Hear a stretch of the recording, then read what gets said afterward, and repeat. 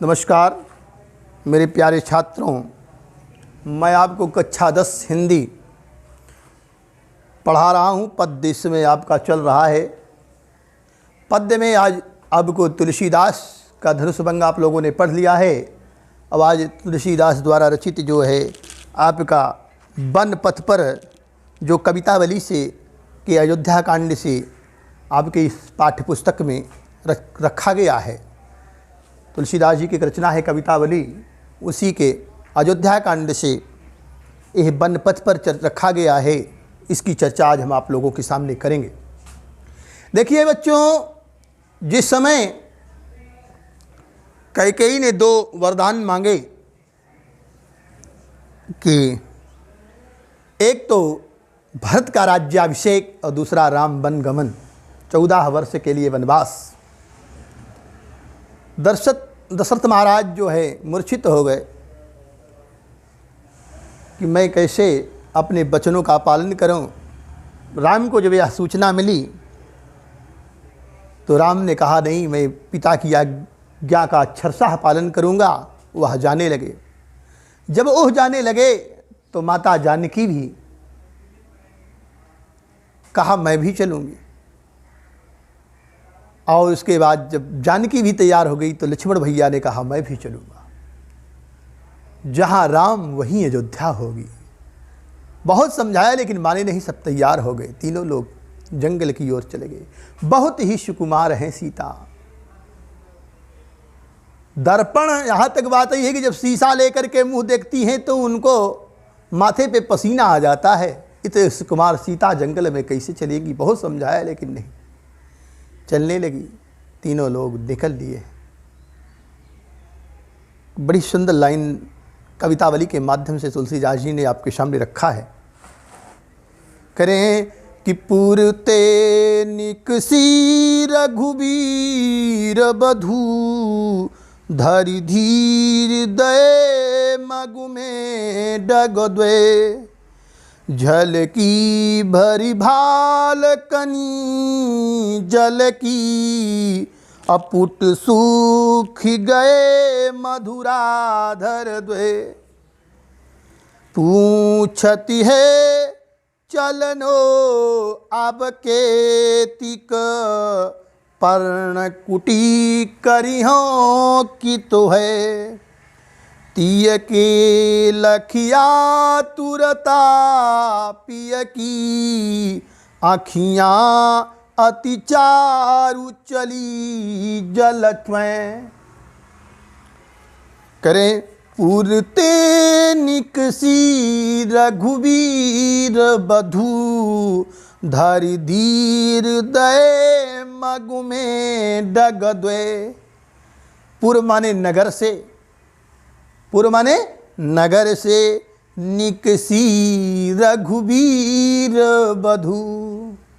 जब नगर से रघुवीर की वधू अर्थात सीता मैया, राम की पत्नी जो हैं, जो जब नगर से निकली धीरज धारण करके, मैं भी जंगल में चलूँगी, मेरे प्यारे प्राणपति प्राणनाथ, मैं आपके साथ जंगल में चलूँगी। तो जैसे रास्ते पर चली तो कह रहे हैं, मगु में डग द्वय, 2 कदम चले। तो क्या हुआ? 2 कदम चलने के बाद, कुछ दूर जाने के बाद क्या हुआ रास्ते में सीता जी को कि झलकी भरी भाल कनी जल की। 2 कदम चलते ही झलकी झलकने लगी। क्या?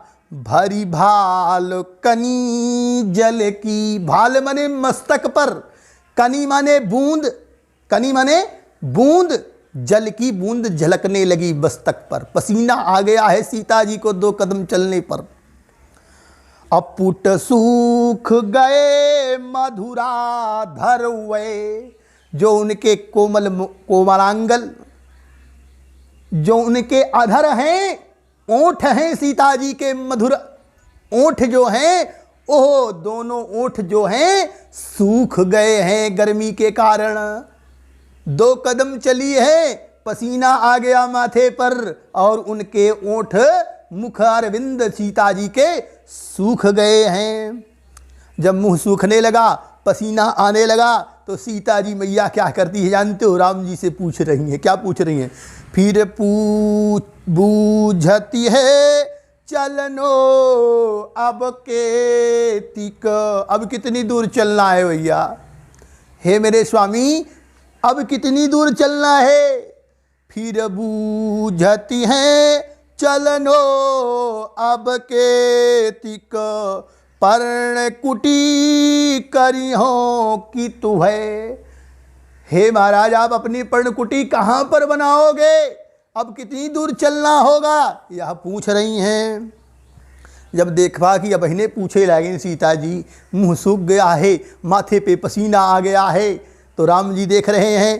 तिय की लखिया तुरता पिय की, आखियाँ अति चारु चली जल च्वें।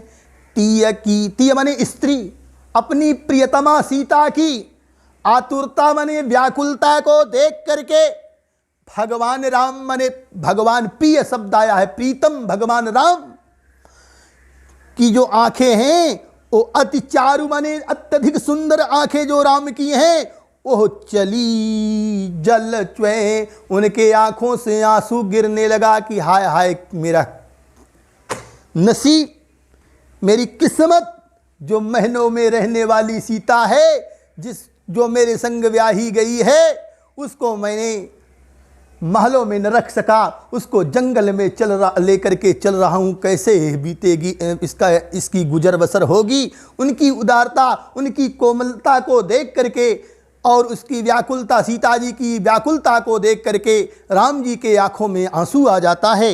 यहीं तक आज आपको हम पहला पद्य एह बनपथ पर का जो आपके अंदर यहाँ सवैया आई है, इसको मैंने पढ़ाया। शेष अब आपको कल बताया जाएगा। धन्यवाद।